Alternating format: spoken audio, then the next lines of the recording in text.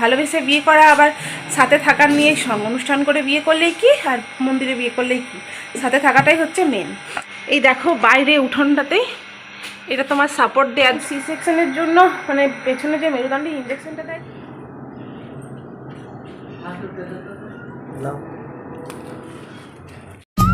সকাল শুরু, ছেলের পেছনে ছোটাও শুরু আমার।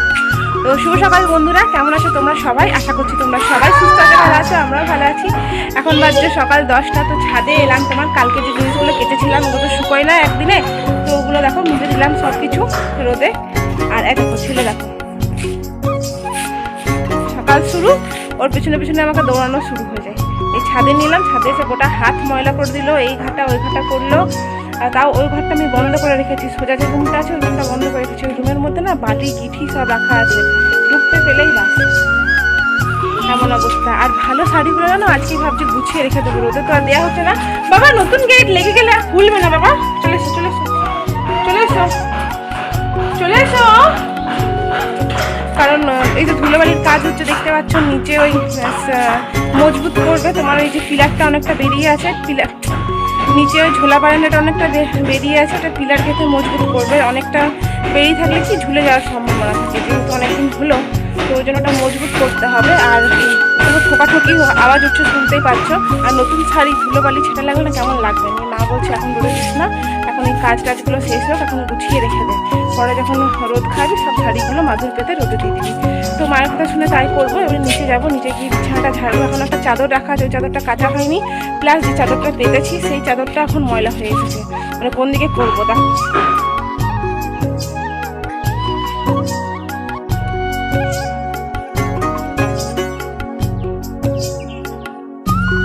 কাশিজি দেখছো বেটা বেটা,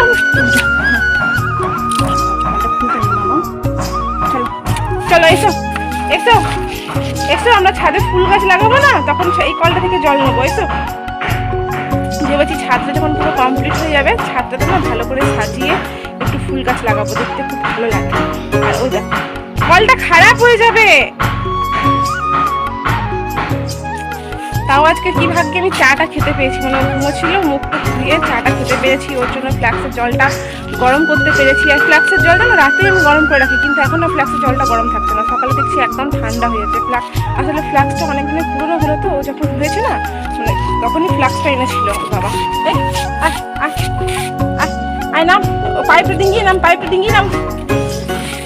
বদমাইশি শিরোমণি তুই, খালি কি করবো কি বদমাইশি করবো এটা খুঁজে বেড়াই সকাল থেকে। বাইরে দরজা বন্ধ করে রেখে ভিতরে এগুলো গোছাগাছা করছি। শাড়িটা গুছিয়ে দিলাম, সব গুছিয়ে দিলাম, এটা খালি আপুর প্যান্ট জামা গোছাবো। দেখো ওখানে শাড়ি, জ্যাকেট, শাল, সোয়েটারটা,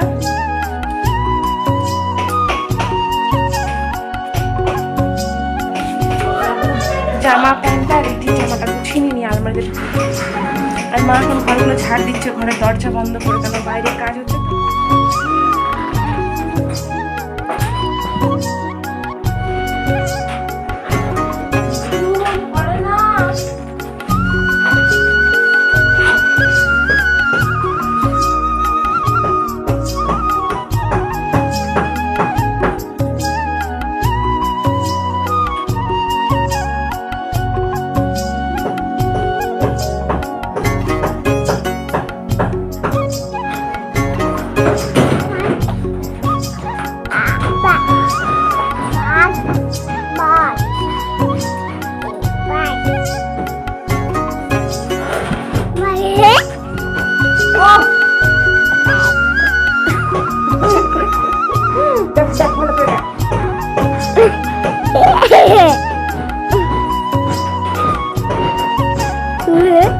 বাবা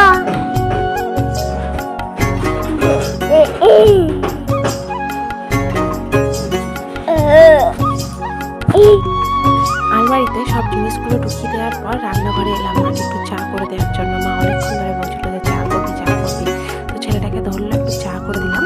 আর এদিকে দেখো আমার একজনের তরকারি হয়ে গেছে, টমেটো সেদ্ধ হয়ে গেছে, আলু ভাতে হয়ে গেছে। আর আমার জন্য না সাদা আলু বলেছি, আমার ওই তেল লঙ্কা পুরো দিয়ে ভাজা মানে আলু ভাতে একদমই ভালো লাগে না। ডালটাও হয়ে গেছে, আর কালকে পাটি সাপটাগুলো আছে যেটা জল খাবার খাবো এখন চা দিয়ে। মা তো ইঁচড়ের তরকারিটা করে দিয়েছে, হচ্ছে, নিয়ে একটু বাটিতে করে নিলাম, পেঁয়াজ রসুন কাটলাম, পেঁয়াজ রসুন দিয়ে ছুঁকে দেবো, তাহলে খেতে ভালো লাগবে আর ভাতটাও বেরিয়ে যাবে।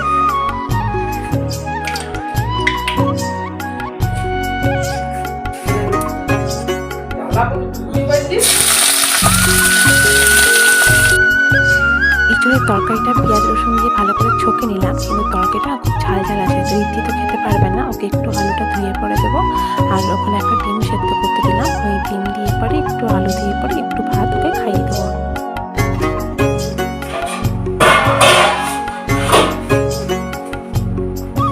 মায়ের জন্য চা করলাম, মায়ের জন্য চা করলাম আর সাথে নিয়ে নিলাম পাটি। মায়ের জন্য চা করলাম, তো আমি আমার জন্য একটু মতন চা করে নিলাম। আর জল খাবার হচ্ছে দুটো পাটি সাপটা আর চা, আজকে ব্রেকফাস্ট। বন্ধুরা এখন বাজছে 5:30, তো বিকেলবেলাতে সব ঝাড় দিয়ে দিলাম, দিদিকে কোলে নিয়ে নিই। আর এখন সি সেকশনের জন্য মানে পেছনে যে মেরুদণ্ডে ইঞ্জেকশনটা দেয়, তো এই ঠান্ডাকালীন পড়াতে না এত ব্যথা বেড়েছে কি বলবো। তো তাও মানে কিচকিচানি অবস্থায় থাকা তো যায় না, নিয়ে ওকে নিয়ে ঝাড়টা দিলাম। তো মা মনে হয় এসে আবার ঝাড় দেবে, জানি না, আমি কারণ সিঁড়িগুলো ঝাড় দিতে পারিনি, সিঁড়িগুলো অমনি আছে, আমি খালি বাইরে ঝাড় দিয়েছি। আর যেখানে কাজ হয়েছে তারা আজ দেখায় তোমাদেরকে কোথায় কাজ হয়েছে। এই দেখো বাইরে উঠোনটাতে, এটা তোমার সাপোর্ট দেওয়ার জন্য, উপরে ঝোলা বারান্দাটা অনেকটা বেরিয়ে আছে, তো সাপোর্ট দেওয়ার জন্য এটা হয়েছে এই দুদিকে। এবার এখান থেকে পিলার উঠবে, গেটের দুদিকটাতে হয়েছে, এই দিকটাতে একটা আর এই দিকটাতে। দাঁড়াও তোমাদেরকে সামনে থেকে গিয়ে দেখায়। এই দেখো এইরকম, চল চল চল, ভেতরে ঢুক, ভেতরে ঢুক, ভেতরে ঢুক, ঢোকো ঢোকো, ভেতরে ঢুক, আবার আবার ভেতরে ঢোকে, আবার দিন মা চুটি, থামির চুটিগুলো পড়েছিস, ওকে বাইরে বের করলে না ইটগুলো নড়িয়ে দেবে, ইটগুলো নড়িয়ে দিলেই ধর ধর ওটা পড়ে যাবে। আজকে জাম করেছে ধরো। আর বন্ধুরা আজকে জানো রুটিটা না দুপুর দিকে করে নিয়েছি, প্রায় ওই 4টের সময়, দুপুর বলবো না ঠিক বিকেল বিকেল, রিদ্ধি ঘুমাচ্ছিল সেই সময় রুটিটা করে নিয়েছি। কারণ দাদা আজকে যাবে দাদা শ্বশুর বাড়ি, মানে এই গ্রামেই শ্বশুর বাড়ি, তো দাদা দেখা করতে যাবে। আর ওদের কি কেস কি বলবো, আর দাদা বলছে মন্দিরে বিয়ে করব, মেয়েটা বলছে অনুষ্ঠান করে বিয়ে করব, তো এই নিয়ে খালি অশান্তি, কি যে হবে কি জানি। দাদা বলছে না না আর এত অনুষ্ঠান করে এখন বিয়ে করবো না, কারণ দাদার যে ছোট সবার বিয়ে হয়ে গেছে, দাদা একাই আছে, তো দাদার ইচ্ছে নেই অনুষ্ঠান করে বিয়ে করা, ভালোবেসে বিয়ে করা, আবার সাথে থাকার নিয়ে সব অনুষ্ঠান করে বিয়ে করলেই কি আর মন্দিরে বিয়ে করলেই কি, সাথে থাকাটাই হচ্ছে মেয়ে।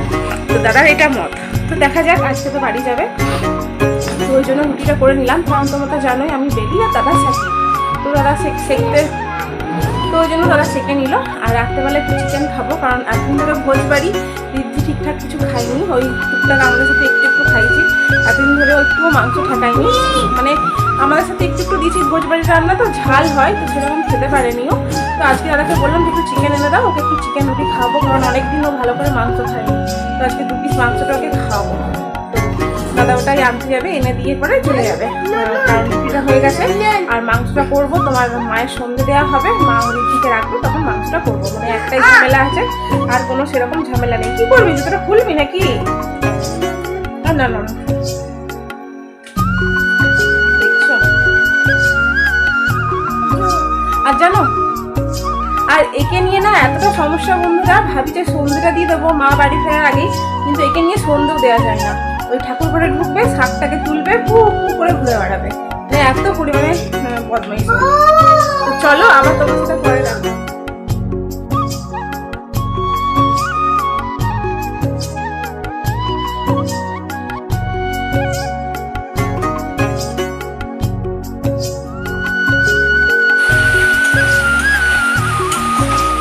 ছেলে ওদিকে খুব জ্বালাচ্ছে, মাকে পরিশ্রম করে রেখে দিচ্ছে, নিয়ে রুটিটা ভাগ্যিস দুপুর করে নিয়েছি, মাংসটা চাপাচ্ছি, তাও জলদির জন্য না কত কষ্ট করে মাংসটা চাপাচ্ছি, দেখো দাঁড়াও দেখায়।